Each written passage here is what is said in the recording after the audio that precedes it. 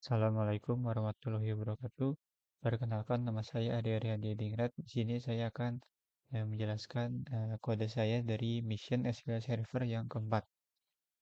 Oke, jadi di sini kita akan menggunakan subquery untuk mengambil nomor dosen, nama dosen, gaji bulanan dari dosen dengan gaji tertinggi.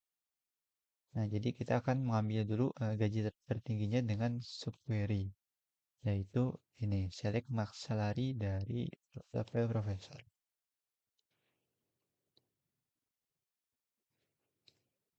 Nah, ini kan sudah ada. Nah, baru kita masukkan ke sini.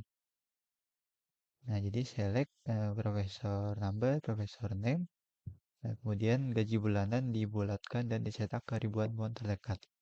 Nah, jadi round salary per 12 karena salarinya itu merupakan gaji tahunan ya. Makanya jadi harus dibagi 12 karena ingin gaji bulanan. Lalu ke ribuan won berarti roundnya ke min 3. Jadi ke 3 angka di kirinya yang paling terakhir. Nah, lalu from table professor where salarinya sama dengan subquery tadi. Nah, jadi kalau di run, nah hasilnya sama dengan yang di soal. Oke, nomor 2 kita menulis menggunakan subquery juga untuk mengambil nomor mahasiswa dan nama mahasiswa di Departemen Administrasi Bisnis atau Departemen Fisika yang tidak memiliki pembimbing. Lalu diurutkan menurun berdasarkan nomor siswa. Nah, jadi kita akan subquery untuk ini dulu, yang departemen ini. Nah, jadi kita select departemen numbernya, di mana departemen name-nya itu yang diminta tadi. Nah, aduh. Nah, kalau di run itu ada D008 dan D023. Nah, setelah itu ya kita masukkan lagi di where-nya. Jadi select student number, lalu student name dari tabel student. Nah, di mana yang tidak memiliki pembimbing. Jadi coach profesornya 0, kemudian karena mahasiswa aktif jadi absensinya harus yang N. Nah, lalu departemen numbernya sama dengan yang di subquery tadi. Kemudian diurutkan menurun berdasarkan nomor siswa. Nah, setelah dijalankan, oke hasilnya sama dengan yang di soal. Kemudian untuk nomor 3 menggunakan subquery juga. Ini untuk mendapatkan jumlah gaji tahunan profesor di departemen dengan 25 hingga 30 mahasiswa. Jadi kita akan subquery-kan yang bagian ininya. Nah, jadi kita select departemen number from tabel departemen di mana kapasitasnya di antara 25 hingga 30 ya.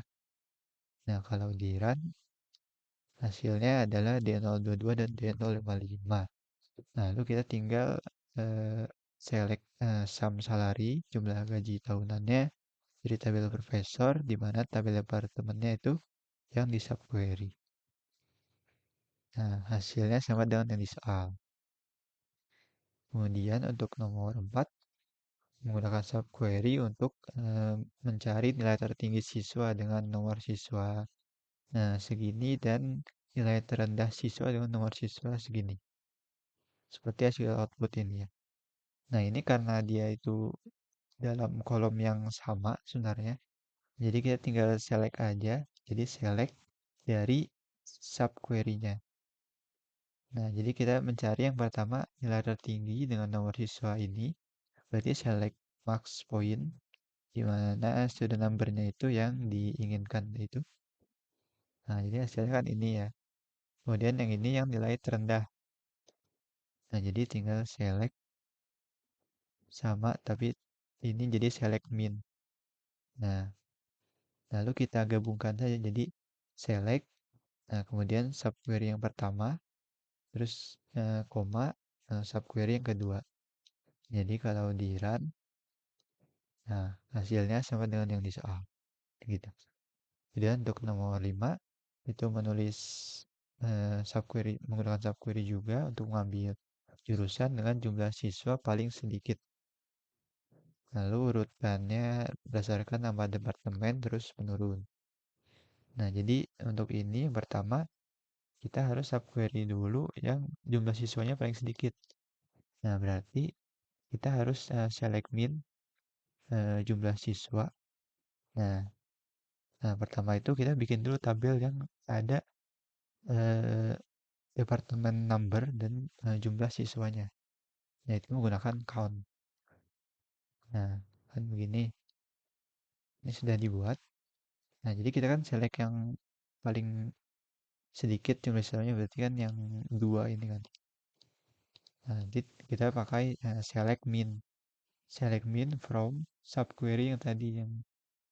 Nah, jadi dari tabel ini kita select mau min aja nih. Nah, kemudian jadi kalau kita select kan hasilnya jadi eh, ini ya, jadi dua aja kan. Nah, nah ini ditaruh di subquery lagi dari tabel yang ini yang ada departemennya.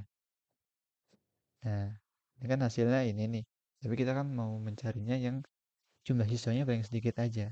Nah, jadi kita where jumlah siswanya itu sama dengan subquery tadi yang jadi sama dengan 2 gitu. Nah, makanya setelah di running kalau secara keseluruhan jadi hasilnya yang ada di sini aja. Nah, kemudian berdasarkan urutannya departemen name secara menurun. Nah, tapi kalau di sini ini sepertinya terbalik ya ini secara ini secara menaik kalau yang di soal. Jadi harusnya yang benar yang seperti ini. Oke, lalu untuk nomor 6, jadi eh, ada nama mata kuliah yang sama di departemen berbeda. Lalu tuliskan pernyataan SQL untuk mengambil mata kuliah yang seperti output. Lalu urutannya menaik berdasarkan nama departemen. Nah, jadi kalau ini itu pertama kita mencari yang nama mata kuliahnya yang sama. Nah, jadi kita akan carinya dengan select nama departemen, lalu nama mata kuliahnya sama jumlah barisnya kan. Nah, nanti kan kalau dilihat jumlah barisnya yang sama itu yang berarti yang lebih dari satu kan. Nah, jadi kan ini, nah kita cari karena ingin nama departemen dan nama mata kuliahnya aja, berarti kita select lagi. Nah, dari subquery yang ini, dari query ini kita select yang mau eh, matkulnya aja berarti kan ini aja. Nah, di mana totalnya itu lebih besar dari satu. Nah, lalu ordernya berdasarkan ini kan nama departemen. Nah, untuk hasilnya ini sebenarnya memang berbeda ya, soalnya emang nggak ada yang nama departemennya sama, tapi nama mata kuliahnya berbeda gitu. Kalau dilihat tadi, kalau di subquery-nya, nah ini kan yang totalnya dua tuh ya nggak ada yang nggak kayak gini gitu. Ya hasilnya ya ini, jadi ya, ya, jadi ya kurang tahu apakah salah di soalnya atau salah sayanya, jadi ya begini saja deh. Lalu kita lanjut nomor 7. Jadi di antara mata kuliah wajib ada mata kuliah yang memerlukan 4 SKS atau lebih dari 5 jam tergolong mata kuliah penting. Nah, untuk yang lainnya dikategorikan sebagai mata kuliah umum. Nah, lalu tuliskan SQL untuk menampilkan mata kuliah yang ditawarkan di Departemen Hukum seperti hasil output. Lalu urutkan berdasarkan nomor subjek secara menaik. Jadi kita select saja dulu eh, kelas numbernya. Nah, lalu kemudian eh, ini kan ada banyak case ya, jadi kita menggunakan case when. Jadi kalau kelas grade-nya itu 4 atau 4 SKS atau lebih dari 5 jam, berarti kelas time lebih dari 5 maka dia mata kuliah penting. Nah, lalu ini yang lainnya berarti else itu mata kuliah umum gitu. Nah, ini kan dijoinkan dari tabel kelas dan tabel departemen karena membutuhkan yang departemen hukum ini. Jadi di mana kelas type-nya itu mata kuliah wajib karena mata kuliah wajib, lalu departemennya departemen hukum ini. Nah, lalu diurutkan menaik berdasarkan nomor subjek, berarti kelas number. Nah, setelah di run hasilnya sama dengan yang di soal. Untuk nomor 8, kita menulis SQL untuk mengambil rata-rata gaji tahunan dosen yang ada dalam Departemen Fisika dan Administrasi Bisnis. Lalu urutan berdasarkan nama departemen secara menurun. Berarti kita select departemen name, lalu select salary, average salary karena gaji rata-rata. Nah, itu dari tabel profesor dan dijoin dari tabel departemen. Nah, di mana ya berdasarkan departemen number. Nah, di mana departemennya itu yang di sini. Departemen Fisika dan Administrasi Bisnis. Lalu kita grup karena ada fungsi agregat. Lalu diurutkan menurun berdasarkan nama departemen. Nah, kalau di run hasilnya sama dengan yang di soal. Kemudian untuk nomor 9, nulis SQ untuk mengambil jumlah semua dosen dan gaji rata-rata mereka. Seperti output. Lalu dibulatkan ke ribuan won terdekat. Nah, ini tinggal select saja, terus di concat dengan string seperti ini. Nah, jadi kan mintanya ya kita ikutin saja. Lalu untuk yang 29-nya itu berarti kita menggunakan count. Nah, lalu untuk concat kan karena harus char, jadi kita harus convert yang ini kan harusnya integer ya. Jadi kita convert ke char. Lalu mengikuti format. Nah, lalu untuk yang ini, untuk salary kan dia itu kalau ditambahkan hasilnya itu akan sangat besar ya. Makanya harus dikonvert dulu, kalau enggak nanti error. Jadi convert ke begin. Lalu kita hitung average-nya karena gaji rata-rata. Lalu kita bulatkan ke ribuan won dengan round. Lalu min 3. Terus jangan lupa dikonvert ke varchar untuk ini. Biar bisa dikoncat dengan cara lainnya. Nah, kalau di run ya hasilnya sama ya. Ya, lalu untuk nomor 10, kita menulis SQL untuk mengambil nama mahasiswa dan alamat mahasiswa dari siswa yang terdaftar di Departemen Perdagangan dengan tanggal penerimaan terbaru. Nah, jadi kita harus mencari tanggal penerimaan terbarunya terlebih dahulu, yaitu dengan select marks and translate dari tabel student join dengan tabel departemen karena ingin yang departemen perdagangan ya. Jadi itu berdasarkan departemen number joinnya, lalu kita where departemen name-nya departemen perdagangan. Nah, kalau di run, nah hasilnya kan ada ya di sini. Nah, lalu tinggal kita masukkan ke query aslinya. Nah, ini sebenarnya sama tabelnya dari yang sub query, cuma beda selectnya aja. Beda select student name dan student address. Nah, jalankan. Oke, hasilnya sama dengan yang di soal. Nah, kemudian untuk nomor 11 ini akan menulis fungsi yang dari nomor departemen sebagai input dan nama departemen sebagai output dengan ketentuan yang di bawah ini ya. Jadi kita create saja fungsinya sesuai ketentuan menggunakan create function. Lalu ini namanya, kemudian ini parameternya. Lalu ini returnnya apa. Kemudian nah ini untuk isi dari functionnya. Jadi declare itu untuk mendeklarasi variabel, kemudian set itu untuk mengubah value dalam variabelnya. Nah, karena kita kan ingin mencari nama departemennya ya. Jadi menggunakan select department name. Nah, di mana departemen numbernya itu sesuai yang parameter di sini. Nah, nanti disetkan ke variabel department name. Lalu kita return. Nah, nanti kalau dijalankan nanti akan membuat functionnya. Nah, ini karena saya sudah merun sebelumnya nanti Jadi error ya karena kan sudah tuh. Jadi udah name ini udah ada di database karena jadi sudah dibuat. Jadi misal kalau kita coba select cara pakai functionnya dengan select dbo dot nama functionnya lalu parameternya masukkan. Nah, jadi kalau kita select, nah hasilnya sama ya, kan D645. Nah, ini contohnya di sini, nah yaitu Departemen Teknik Arsitektur, benar jadi.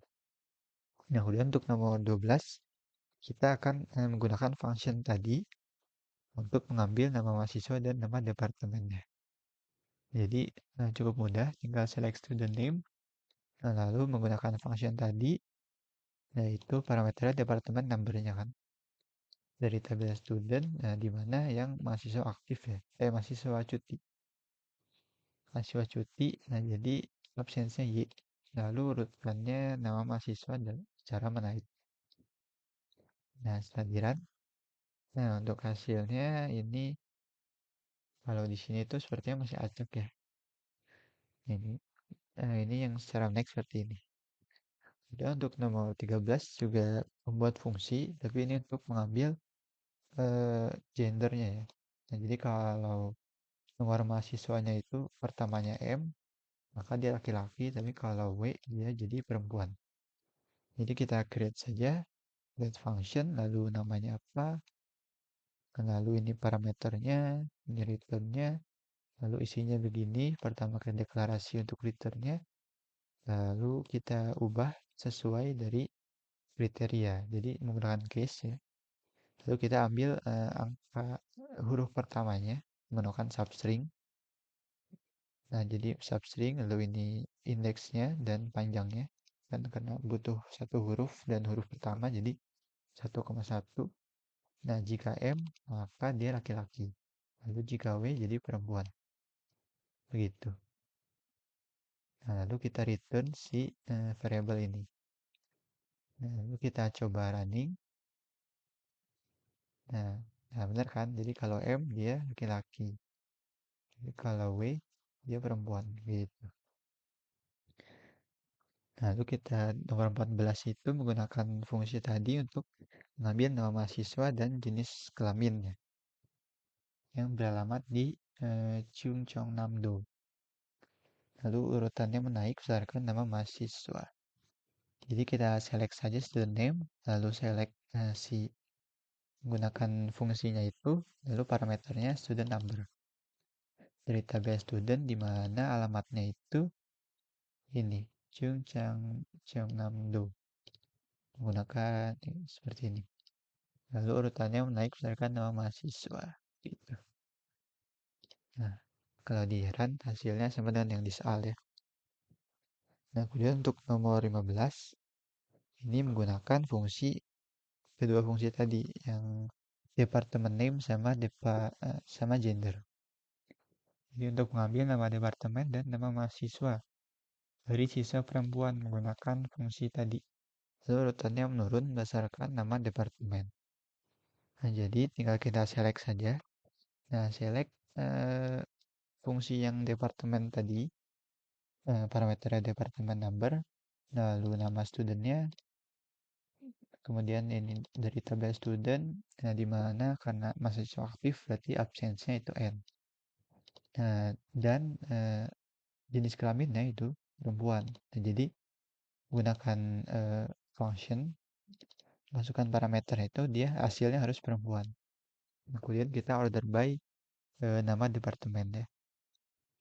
Nah, kalau di run, oke. Untuk hasilnya ini berbeda. Mungkin kalau yang di soal ini sepertinya masih acak ya. Nah, yang harusnya seperti ini. Gitu. Oke, mungkin itu saja yang dapat saya sampaikan. Terima kasih. Wassalamualaikum warahmatullahi wabarakatuh.